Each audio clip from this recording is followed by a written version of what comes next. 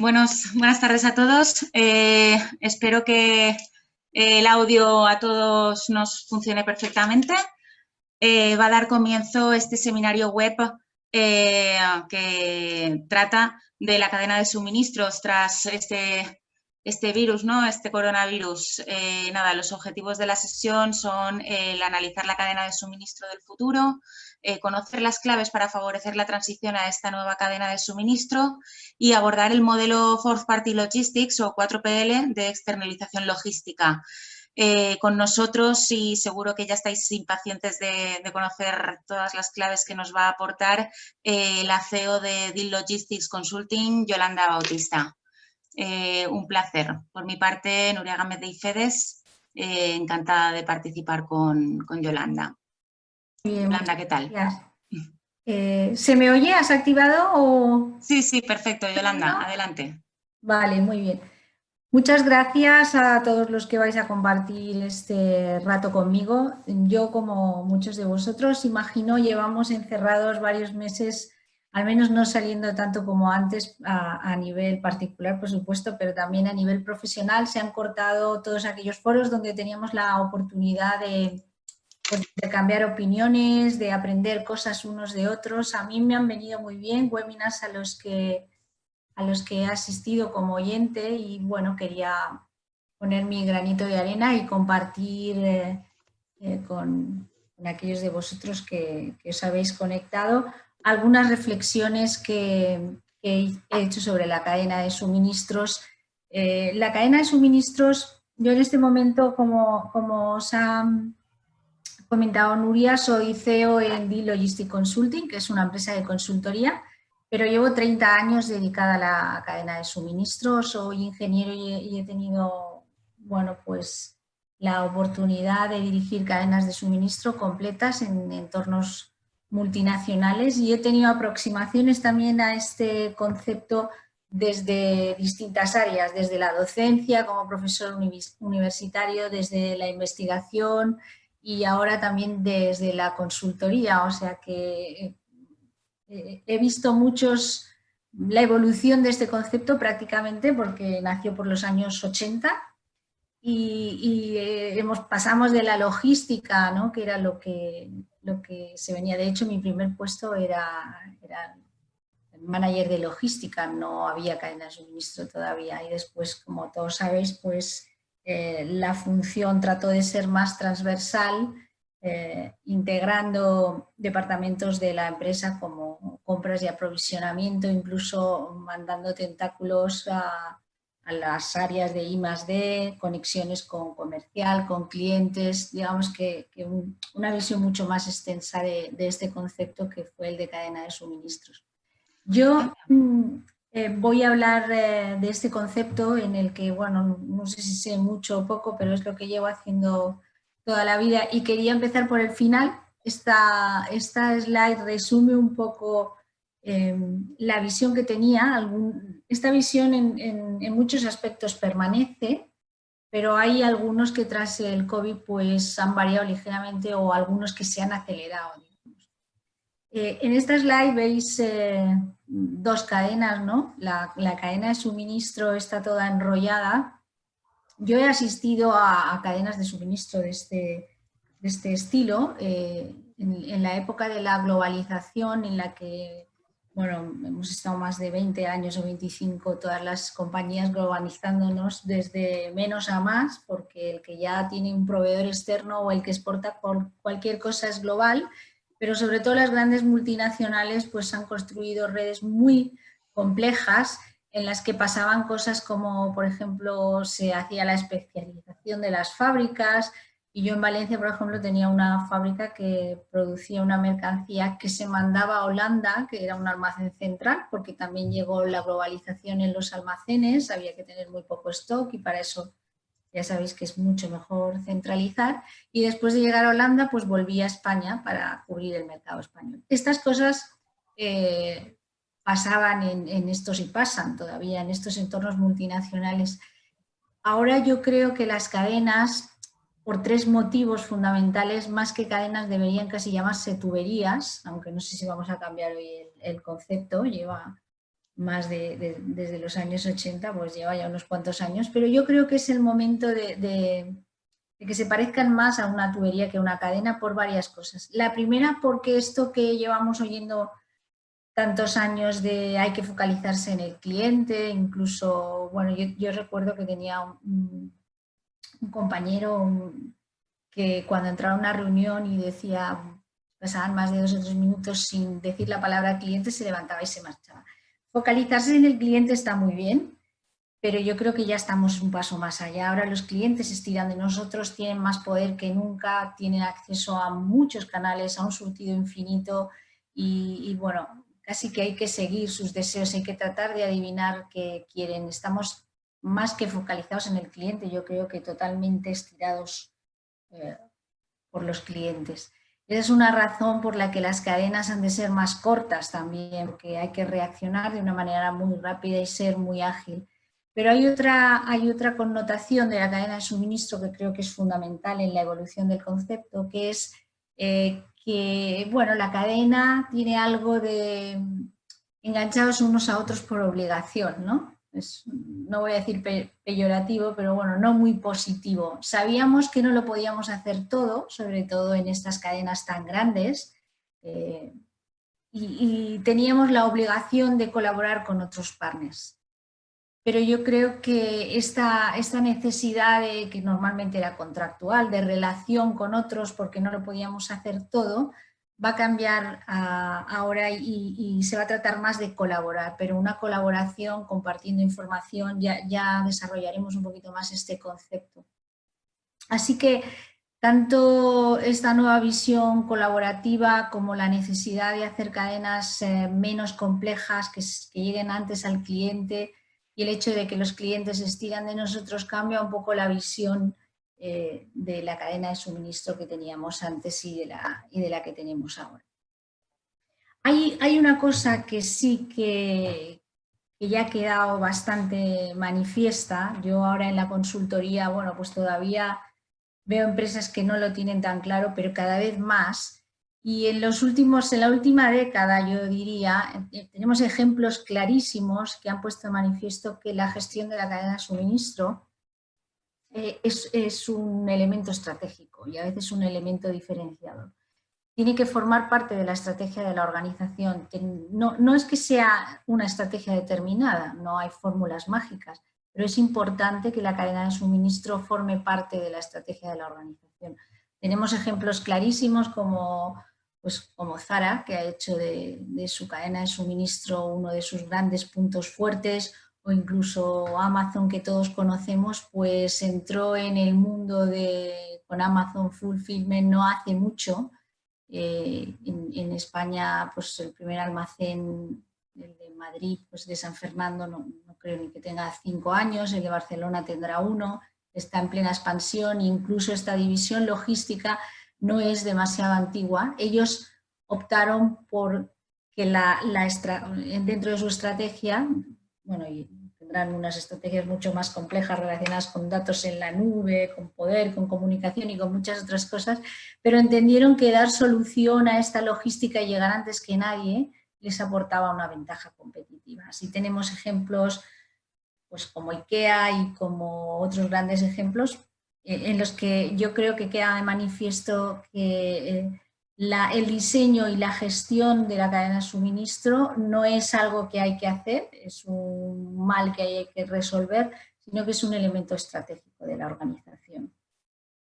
Y cuando hablamos de estrategia, pues siempre empezamos normalmente analizando el entorno, y a las cadenas de suministros de todas nuestras empresas pues le afectaban las cosas típicas del entorno, del análisis famoso de Pestel, ¿no? Aspectos económicos, aspectos tecnológicos, aspectos sociales. Hasta antes del coronavirus todos estábamos muy preocupados por el impacto en nuestros negocios de la confrontación de bloques entre China y Estados Unidos, o por la legislación que nos llevaba a temas de cambios regulatorios, cosas relacionadas con la sostenibilidad. Digamos que este entorno, que es el entorno común, que se analiza siempre desde el punto de vista estratégico, tiene dos componentes que afectan mucho a la cadena de suministros y que son nuevos. Uno, que es el terrorismo. Hasta hace nada este era digamos, el elemento más disruptivo de este entorno, no era algo imprevisible. Yo viví cambios importantes en cadenas de suministros tras los atentados del 11S, países prohibidos, por ejemplo, en multinacionales, donde no te podías aprovisionar de proveedores que estuvieran en esos países, o estrictos controles de seguridad parecidos a los que vemos ahora, pero por motivos diferentes. El terrorismo estaba como una amenaza dentro del entorno que afectaba a las cadenas de suministro, y también ahora aparece otra nueva nube, ¿no? Que Pestel no tenía muy contemplada, desde luego, detrás del COVID, que es la salud. Así que con este entorno tan complejo y este papel tan relevante, que ya nadie duda, de las cadenas de suministros, pues el que las gestiona, digamos que tiene que ser casi un héroe, una heroína o un héroe, porque tiene que diseñar cadenas que sean sostenibles, que sean multicanal. La personalización cada vez se impone más, sobre todo en canales como el e-commerce. Tienen que ser flexibles, tienen que ser veloces. Teníamos un montón de retos. Durante los años 80 y 90, donde yo ya empezaba a trabajar en estos temas, el foco total era la reducción de costes. Había, los que sois más jóvenes, igual no sois conscientes, pero los tipos de interés eran brutales. Ahora están en cero, digamos, pero había tipos de interés hasta del 15% y del 17%. Así que el valor de el minorar los inventarios y el reducir costes era algo esencial. Además, con los años 90 llegó una gran...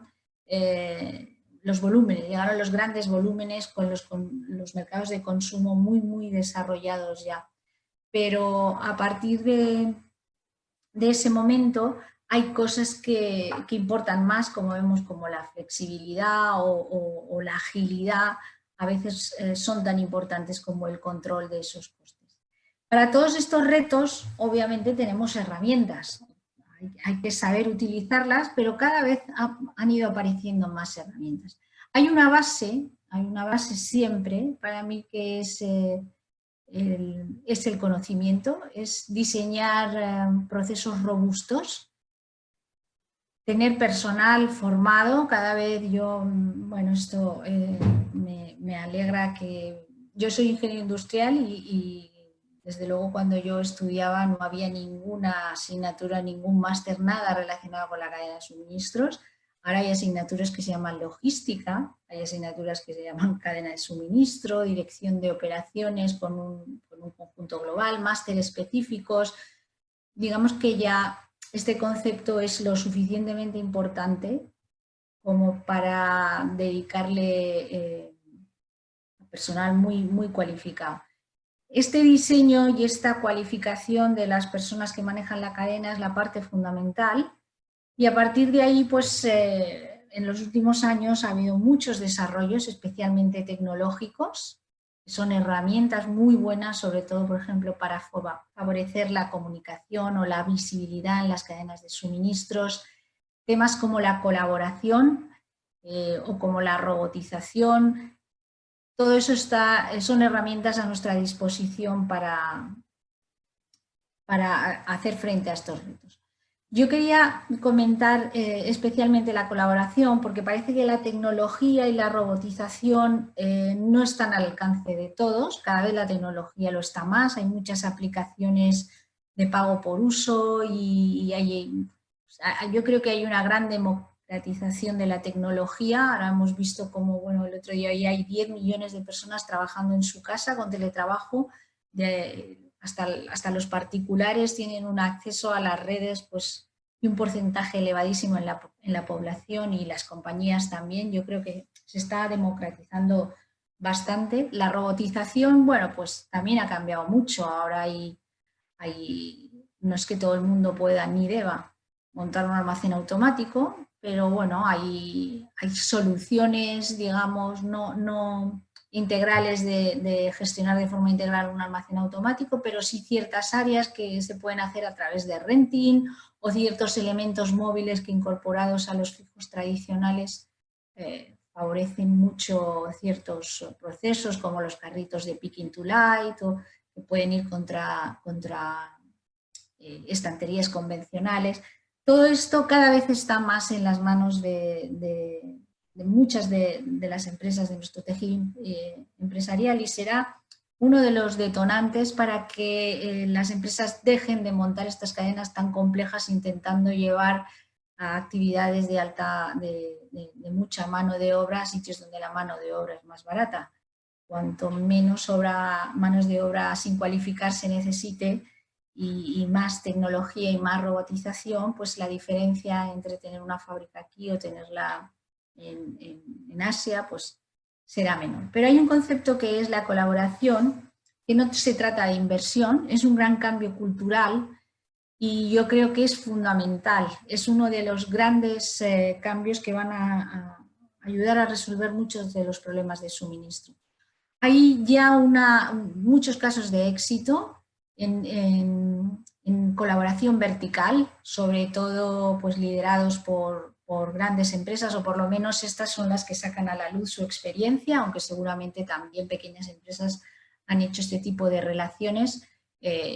Relaciones de este tipo vertical han llevado al desarrollo de conceptos dentro de la cadena de suministro, como por ejemplo el Vendor Management Inventory, ¿no? Que se trata de que tú no tienes un comprador, sino que tienes un proveedor que sabe mejor que nadie, con unos acuerdos previos que has firmado, obviamente, le das una visibilidad total de tus stocks, de tu venta, de tus estrategias, de tus campañas de marketing, y él te abastece de productos el más interesado en que tengas justamente lo que necesitas. Así ha habido colaboraciones de Walmart con empresas como Procter & Gamble, y bueno, como os comento, pues se han desarrollado incluso software, SAP o el MIT han desarrollado software para soportar estos procesos. Pero hay otra colaboración, que es la colaboración horizontal, que es más compleja no a nivel tecnológico, sino a nivel conceptual, ¿no? Yo leí hace un año por ahí un ejemplo de éxito, pero estábamos hablando del 2018, o sea que tampoco hace tanto, de dos grandes empresas, United Biscuits y Nestlé, que habían hecho un acuerdo de transporte en la última milla en el Reino Unido para disminuir costes, aportar flexibilidad, llegar más a todos los puntos atomizados que tenían en productos que os pongo aquí, pues que son competencia total, o sea, la chocolatina KitKat, que yo creo que aquí en España está muy extendida, no tanto la otra, Penguin, pero son prácticamente el mismo producto. Y bueno, llegan al punto en el que se dan cuenta que tienen que compartir, no solo verticalmente con los otros elementos de tu cadena, sino con tus propios competidores. Esto es un cambio de mentalidad que va a tener muchas ventajas, reducciones de costes, sobre todo en el tema de la última milla, que todo el mundo dice, bueno, ¿cómo vamos a resolver este problema? Hay muchas aproximaciones tecnológicas, ¿no? Bueno, pues, se habla que si los drones, que si los coches en conductor, que si, bueno, yo hace un año por ahí estuve en China y una empresa nos presentaba una especie de tuberías, ¿no? que piensan poner por las calles y que sean como buzones en los que te avisan de la parada y los abres. En fin, tecnológicamente hay muchos desarrollos, pero esta cultura de compartir podría solucionar muchos de los problemas. Yo bajo todos los días a mi casa, de la puerta de mi casa, y me encuentro una furgoneta de Segur, otra de Naces, otra de MRV, otras 6 o 7 furgonetas de reparto, que harán rutas luego a otros puntos, y bueno, a lo mejor colaborando todos podríamos salir ganando y hacer radios más pequeños de distribución y ahorrar costes, ser más sostenibles y muchas otras ventajas. Aquí esto era un poco el resumen de cómo era la cadena de suministro antes y ahora, ¿no? Ahora, justo antes del COVID. Estas son cosas que ya pasaban antes de que tuviésemos esta pandemia desastrosa. Y teníamos una cadena que ha pasado de estar centrada en el coste, como os comentaba, a que hay cosas como la flexibilidad o la velocidad que son mucho más importantes. De unas cadenas que eran muy globales a unas cadenas que quieren ser menos sensibles al riesgo. Esto sí que es algo que ya estaba presente, pero que ahora ha quedado de manifiesto, pues, como empresas de automoción que siempre, bueno, pues han sido las pioneras de conceptos como el just in time y cosas así, pues no han podido sobrevivir ni 48 horas tras el cierre de sus suministros desde China. Además, bueno, el nivel de empresas europeas que tienen un proveedor de nivel 1 en China, pues es determinado, pero el de empresas que tienen proveedores de nivel 2, digamos, de otros componentes que montan componentes más finales o de materias primas, pues es tremendo, ¿no? Hemos convertido a China en la fábrica del mundo y ahora nos hemos dado cuenta. Yo lo sabíamos, pero yo creo que lo hemos sufrido. Y en cadenas, como os decía, que pasan de estar focalizadas en el cliente a estar estiradas por el cliente.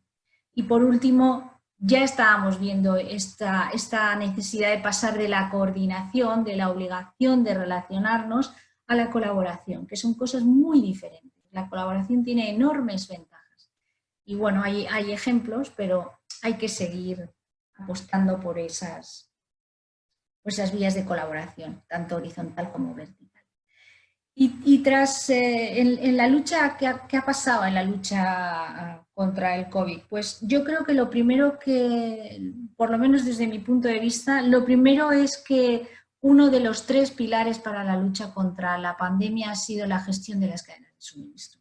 Obviamente ha habido un punto fundamental, que era la protección de la salud, y otro que va a ser crucial a partir de ahora, que son medidas económicas, pero no voy a entrar en esto. Bastante hablan todos los días, pero sí que nos hemos dado cuenta al principio, todos teníamos mucho miedo de saber si la cadena de suministro iba a aguantar, sobre todo la de productos básicos, gente comprando en los supermercados y abasteciéndose de los productos no perecederos.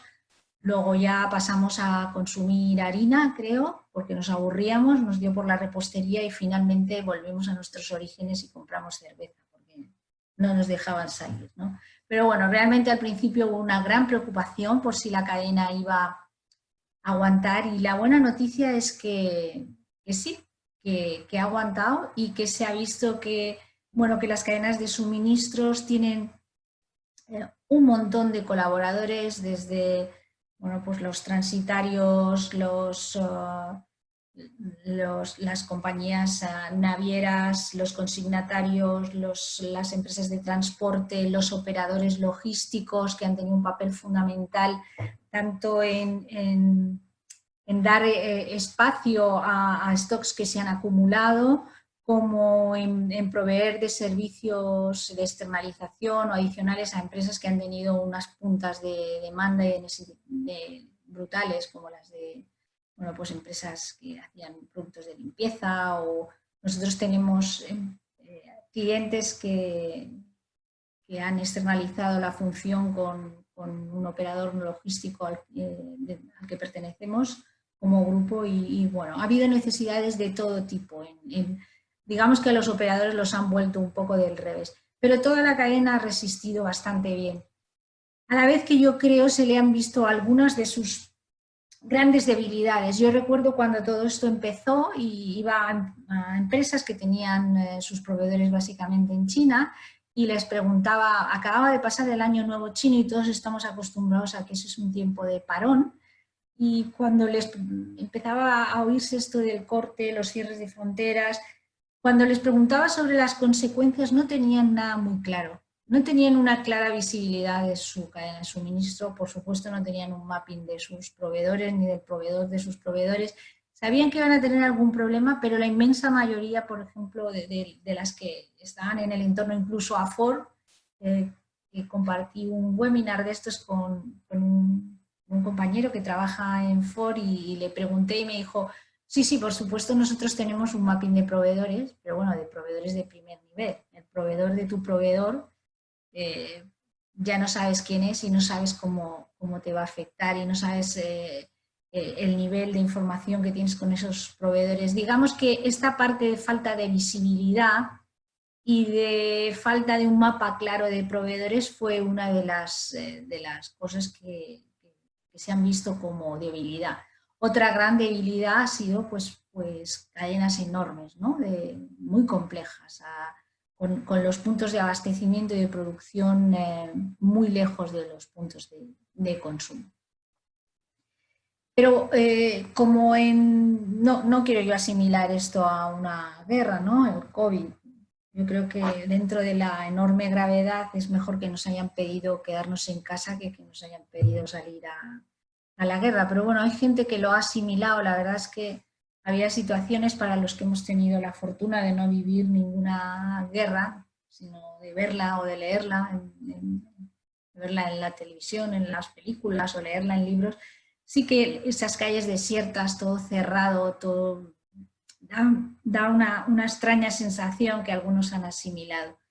Y de nuevo hemos visto como históricamente se ha demostrado una y otra vez que los que mejor gestionaron su logística ganaban las guerras, ¿no? Ahí van los aficionados a la historia, pues Alejandro Magno parece que fue uno de los grandes estrategas y logísticos y empezó con el transporte intermodal y otras muchos conceptos que vemos hoy en día.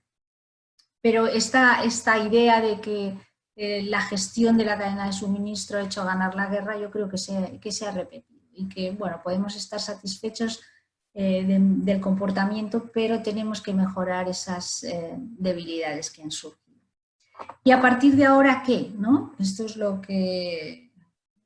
Pues a partir de ahora, no sé si alguien espera que yo dé aquí las claves de qué va a pasar, pero lamentablemente yo no puedo adivinar el futuro. Ha habido muchísimos informes, especulaciones, porque la incertidumbre es algo que no gusta al ser humano. Entonces queremos que alguien nos prediga qué va a pasar. Nos anclamos en hechos del pasado similares, ¿no? En cuanto a pandemias o a desastres económicos. Hoy tratamos de minorar la incertidumbre haciendo previsiones, pero yo creo que sinceramente en el entorno que tenemos es tremendamente difícil. Lo han llamado VUCA, ¿no? No sé si habéis oído este concepto de volátil, de incierto. Y bueno, también hay teorías por ahí de la sociedad líquida, en fin, todo viene un poco yo creo, a poner de manifiesto que todo es tan variable y tan cambiante que es muy difícil predecir lo que va a pasar. Pero sí que hay una cosa que podemos hacer. Podemos construir. Predecir no, pero construir sí. Ha habido dos grandes áreas de predicción, ¿no? En el antes y el después, por más artículos que leáis, por más... Siempre hay una tónica general y es la gente piensa que se va a primar, digamos aquí lo he puesto yo como el paso del just in time al just in case, es decir, tener tan pocos inventarios ya no está claro que sea tan bueno, acercar los puntos de inventario, hacer la cadena más corta y quizá tener un poco más de volumen. Claro, bueno, esto si lo hubiéramos sabido, ¿no? Hay empresas con las que hemos hablado empresas multinacionales, que su central, por sus conexiones en China, porque otros países habían empezado a reaccionar antes que nosotros, ya habían dado instrucciones claras de aumentar los aprovisionamientos.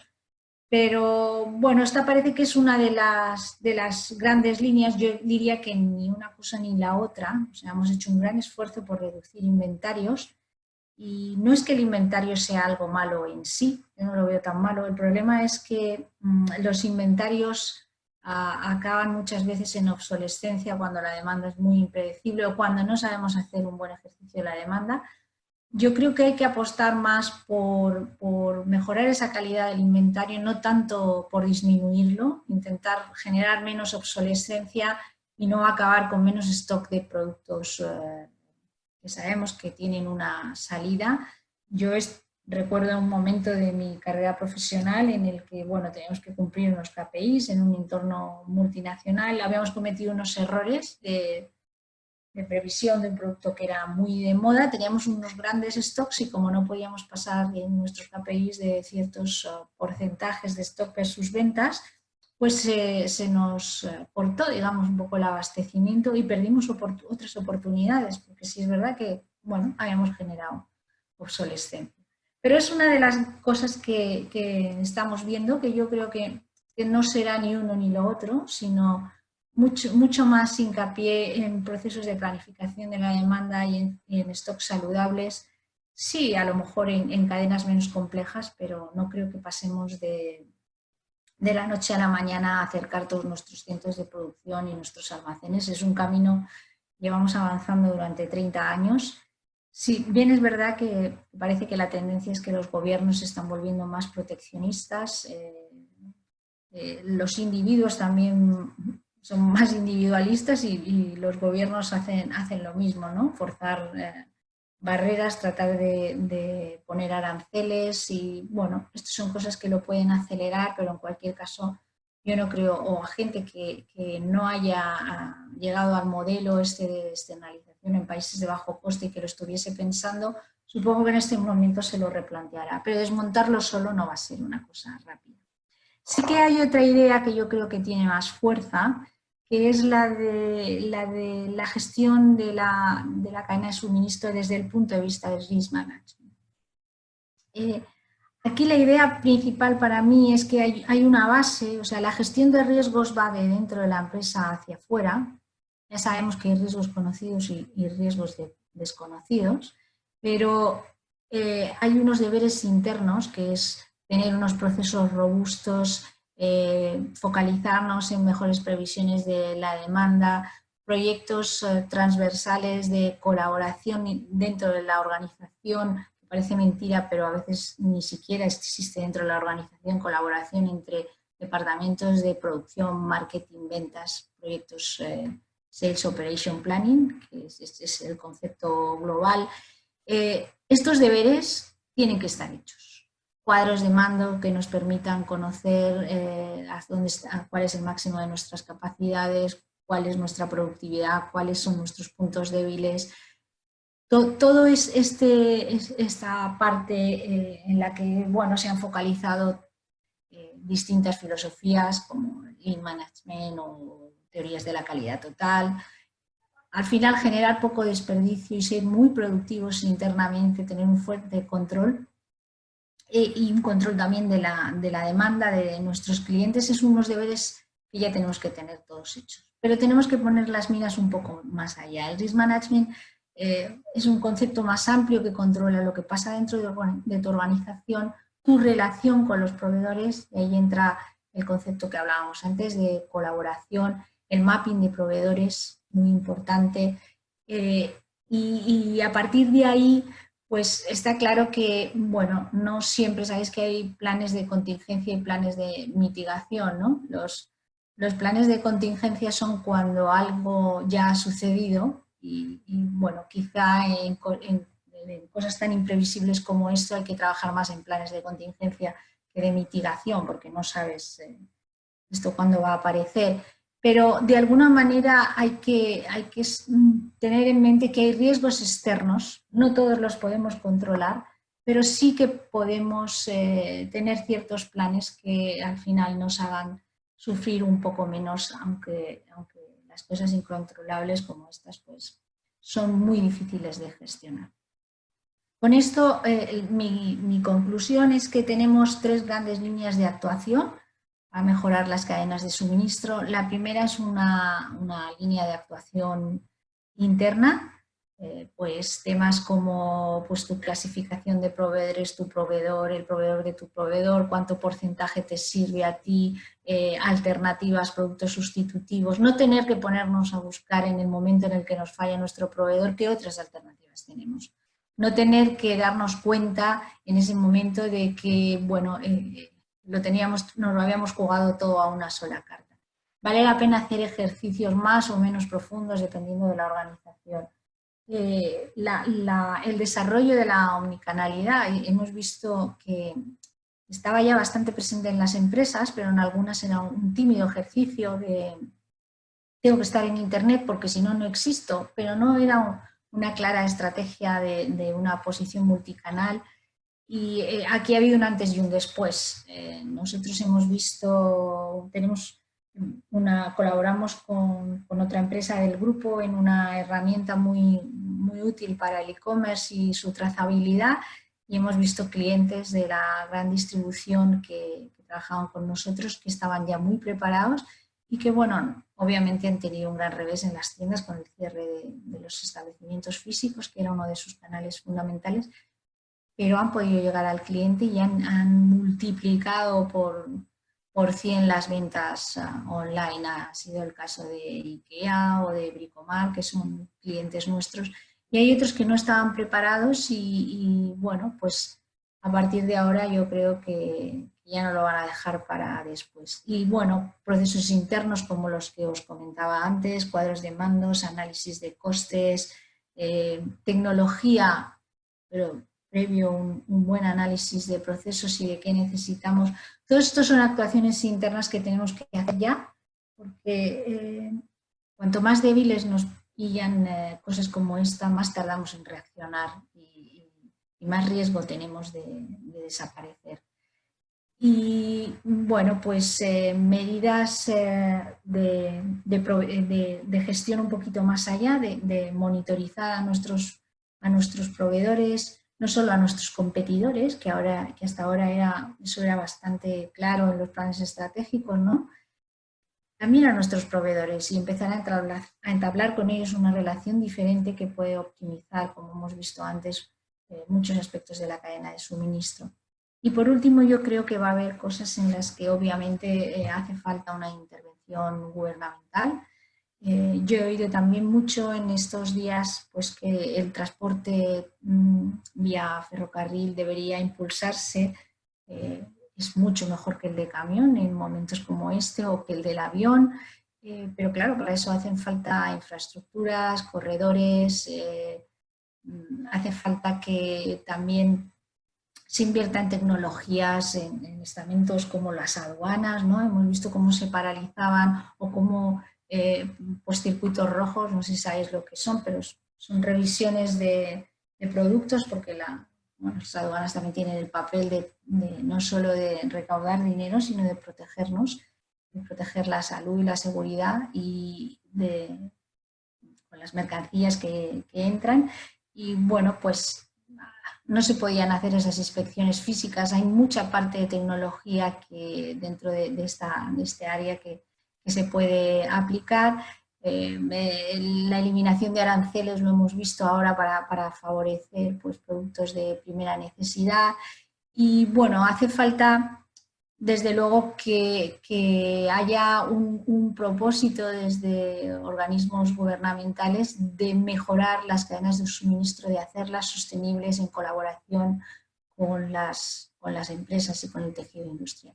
Hay iniciativas ya en esta línea, pero yo creo que tienen que empezar a dar más frutos y a contar con la colaboración de todos estos agentes. Y bueno, esto es un poco la idea que yo os quería transmitir. Si nos tuviéramos que quedar con algo, yo diría que, bueno, no vamos a especular, pero sí que podemos construir. Todo aquello que no hayamos hecho, vamos a ponernos a hacerlo ya. Y como segunda idea, yo diría que vamos a fomentar la colaboración. Aunque seamos una empresa más pequeña, seguro que tenemos proveedores con los que tenemos una mejor relación y trabajando conjuntamente con ellos podemos hacer proyectos muy bonitos. Yo he visto casos de empresas más pequeñas y no hace falta ser una gran multinacional para lanzar este tipo de proyectos. Todo lo que trabajemos en mejorar las cadenas de suministros es algo que beneficia, como hemos visto, a la sociedad. Esta sociedad ya no puede subsistir sin cadenas de suministro que funcionen y también lo que va a sostener el tejido empresarial. Así que, bueno, hasta aquí mi reflexión y si tenéis alguna pregunta, pues yo encantada de contestaros. Si queréis hacer alguna pregunta luego por mail, tenéis mis datos, así que por mi parte, pues muchas gracias por haber estado aquí acompañándome en esta reflexión y estoy a vuestra disposición. Perfecto, Yolanda, muchas gracias. La verdad es que una reflexión muy interesante y que vamos, ha suscitado algunas preguntas. Si te parece, te las paso a leer, ¿vale? Y en estos últimos 10 minutitos, pues a ver lo que nos da tiempo a contestar y si no, pues evidentemente le comento yo desde aquí a todos los participantes pues lo mismo que os ha dicho Yolanda, que su correo está a vuestra disposición, atender a las que no dé tiempo a atender hoy y estoy segura que en cualquier circunstancia se presta a ayudaros de buena gana. Antes de leer la pregunta, simplemente aprovecho a contestar en directo a Alfonso Benítez, que dice que si se puede acceder a esta ponencia grabada. Sí, tras el webinar todos los asistentes recibirán un enlace donde podrán acceder a esta ponencia de nuevo. Vale, entonces Yolanda, ¿te parece que te haga la primera pregunta? Claro. Muy bien. ¿Va a contestar?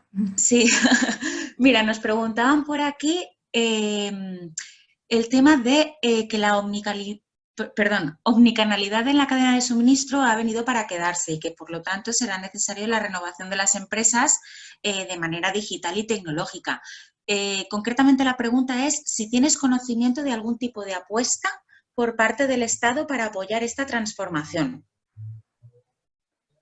Bueno, sí, nosotros no somos, como consultora, estamos focalizados en procesos de cadena de suministro, no gestionamos, no estamos al tanto de todas las ayudas, pero me consta, bueno, quizá IFEDES sí que hace este tipo de servicios, pero bueno, siempre hay, todos los años hay de IBACE o de otros organismos, hay ayudas para fomentar el desarrollo tecnológico, la mejora de procesos, la implantación de programas de mejora dentro de las compañías y me consta que dado bueno, pues, la necesidad de reforzar toda esta área, han surgido nuevos programas ahora, creo que en este mes de mayo, le debe quedar muy poquito al último que lanzaron, creo que acaba a finales de mayo, pero sí que hay ayudas ahí siempre que la verdad es que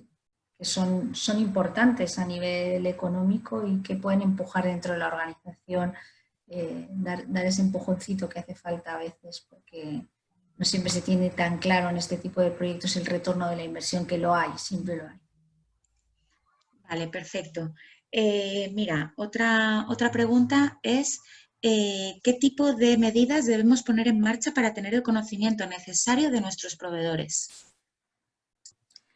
Bueno, la primera medida yo creo que os hablaba del cambio cultural, es no tratar a un proveedor. Hay algunas empresas en las que esto se ve mucho. El proveedor, las empresas saben que no pueden subsistir sin sus proveedores y se nota ya en el trato, ¿no? No es este trato de antaño de vamos a estrujar en precio, vamos. Yo creo que lo primero es un cambio cultural y bueno, no se trata de que seamos amigos de los proveedores ni mucho menos, pero sí de que aprendamos a compartir la información necesaria, a medirnos con objetivos reales, a expresar de verdad qué espera uno del otro. A veces no es tan sencillo porque ni siquiera nosotros mismos sabemos lo que queremos, que en fin, que nadie nos diga que ha fallado, ¿no? Que no levantar el teléfono y montar una bronca. Yo creo que hay que empezar a poner dentro de la organización un proceso más robusto de relación con los proveedores, de medición del servicio de los proveedores, de alternativas a los proveedores existentes. Es un trabajo importante que empieza, yo creo, con un cambio cultural. Muy bien. Mira, otra pregunta que nos llegaba también a través del chat, bueno, nos comentaba un poco su situación. Dice, pertenezco al sector transitario y operador logístico y como eslabón de la cadena donde recae la mayor parte del peso de la cadena de suministro, las exigencias de los propios clientes y la competencia en sí en este sector hace que la rentabilidad no esté compensada con los riesgos. La pregunta es, ¿qué opinión tienes del intrusismo en el sector, por ejemplo, de entidades bancarias que dan servicio de aduanas a los clientes que aperturan cartas de crédito con ellos, o incluso transitarios que asumen los impuestos, aranceles e IVA de las importaciones de sus clientes sin ni siquiera disponer de epígrafe fiscal para ello. Y bueno, Bueno, añadía una segunda pregunta. Igual, si quieres te repito alguna cosa, ¿eh? no, creo que Pero cojo, es una pregunta larga sí. y creo que cojo el sentido, pero bueno, si no es así, luego que me lo vuelva a preguntar Vale, por- simplemente el que complementaba esa pregunta con el qué estrategias dirías tú o cómo combatir esos riesgos del intrusismo, ¿no? Al que se refiere. Sí. Lo primero es que yo creo que si hay una tónica general en todos los eslabones de la cadena de suministros como proveedores de servicios, seas transitario, seas consignatario, seas transportista, seas operador, es que los márgenes son muy pequeños. Pero bueno, también lo son en la gran distribución, en los supermercados, ¿no? Entonces hay que aprender a vivir con eso. Desde luego, lo primero es que hay que hacer las cosas muy bien porque cualquier mínimo margen de error pues sí que es verdad que pues hace como comentaba la persona que nos ha preguntado bueno, pues que ya no te salga rentable. Pero yo creo que hay, y algunos transitarios ya lo están haciendo, desde mi punto de vista de manera acertada, hay que ofrecer al cliente un servicio más holístico, que no se lo va a dar el banco, que no se lo va a dar estos elementos que llama intrusistas, ¿no? Porque un cliente que mueve mercancías por el mar necesita, además de los despachos aduaneros y además de la naviera o del consignatario y el transitario que han hablado con la naviera o los que han hecho las gestiones de puerto y demás, necesita más cosas. Luego necesita un transporte terrestre, luego necesita seguramente un almacén para un cross-docking o para algo más, incluso una manipulación, incluso un asesoramiento, ¿no?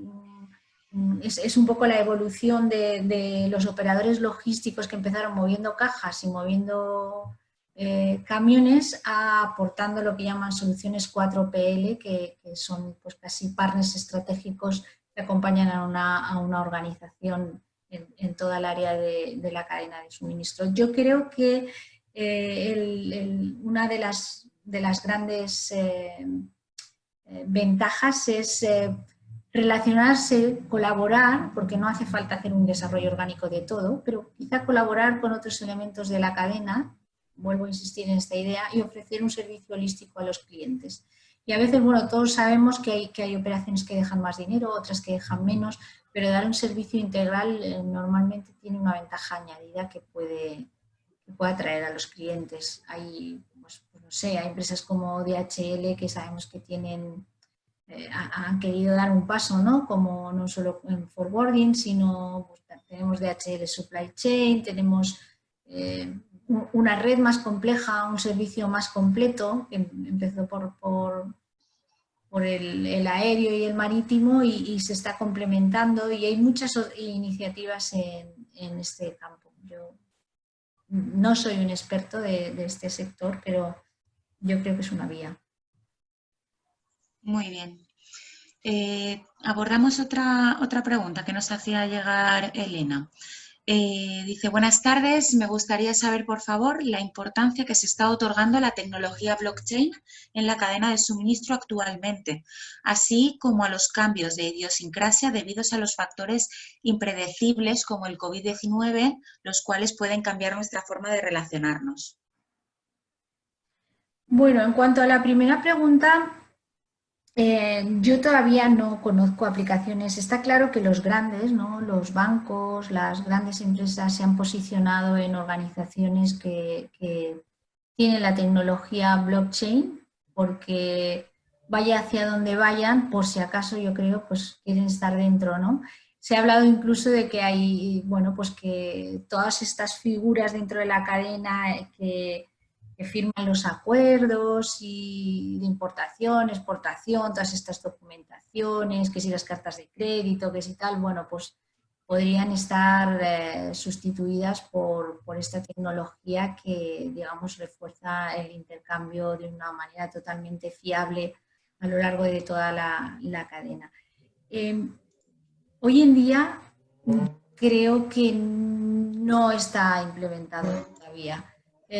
¿Puede llegar? Pues seguramente, está ahí latente y bueno, esta manera de compartir información de una manera segura creo que puede ayudar mucho a eliminar trámites burocráticos y actividades de la cadena que no aportan nada, y si es así, pues acabará imponiéndose. Pero de momento yo particularmente no conozco todavía empresas que hayan hecho de eso su manera de relacionarse a nivel contractual o de compartir información, pero podría ser. Desde luego los grandes están ahí, está Telefónica, está Santander, están organismos públicos, porque debe ser que la tecnología pues tiene muchas posibilidades y se quiere estar dentro. Pero yo creo que hay que ver todavía hacia dónde evoluciona en concreto. Y la segunda parte de la pregunta porque tenía dos partes, ¿verdad? Sí, a ver, mira, te repito. Decía, a ver, por un lado lo que hemos contestado de la Del importancia que se le está blockchain. otorgando al blockchain, exacto, y bueno, pues así como a los cambios de idiosincrasia debidos a los factores impredecibles como la COVID-19, los cuales pueden cambiar nuestra forma de relacionarnos un poco. Sí. Bueno, esto es algo que nos preguntamos, ya os he dicho que yo predecir el futuro no sé, pero obviamente pues ni siquiera sé cuánto va a tardar en pasárseme a mí esto que ha pasado, ¿no? No puedo responder. Esta mañana en un cliente oía decir que, bueno, ayer se sentó por primera vez a tomar una cerveza y no sabía si sentarse o no, mañana le costará menos, a lo mejor dentro de una semana está, ojalá, como antes. No lo sabemos, sí que es verdad que, bueno, ahí está, como todo se mueve a esta enorme velocidad. Yo he visto ya cosas tremendas, como me imagino todos, como trajes para ir a conciertos que parecen de astronauta, no sé, muchas alternativas de ocio virtual. Yo no sé cómo el cambio de hábitos por ejemplo, de todo lo que es el canal Horeca y toda la logística asociada al turismo, pues obviamente va a tener un fuerte revés hasta que se recupere. Eso sí que es seguro, y que pueden aparecer otras oportunidades de productos que yo jamás lleve en el bolso el hidroalcohol, ¿no? O desde luego una mascarilla en la vida. ¿Cuánto va a tardar en pasarse? ¿Esto se va a quedar para siempre? No lo sé. Igual, no tengo ni idea. Igual dentro de un año lo que estamos muy preocupados. Yo nunca pensé en un virus de estos, la verdad, pero sí pensaba en un virus informático que puede destrozar la economía del mismo modo. No sé en qué estaremos dentro de un año. Yo creo que tenemos que ponernos a construir y que nos pille lo mejor preparados posibles, pero no sabría contestar. Totalmente. Pues bueno, son las 6:30 en estos momentos, pasa ya un minuto. Si os parece, perdón, vamos a dar por finalizado el webinar aquí. Y como digo, pues el resto de preguntas estoy segura de que Yolanda pues os las contestará en la medida de lo posible. Y igualmente, si a partir de este momento o cuando podáis revisar la grabación os surge alguna duda, pues ibautista@islgrupo.com. Estoy totalmente segura de que Yolanda os atenderá encantada, porque es un placer trabajar con ella. Muchas gracias. A ti, Yolanda. Y a todos los participantes también, muchísimas gracias por estar con nosotros esta tarde, y simplemente recordaros que desde IFEDE seguimos bueno, pues proponiendo nuevos temas en nuestros diferentes formatos, webinars, podcasts, video kills, etc. Os esperamos a todos en nuestra agenda que podéis consultar en la web. Muchas gracias. Adiós, que paséis buena tarde. Hasta luego.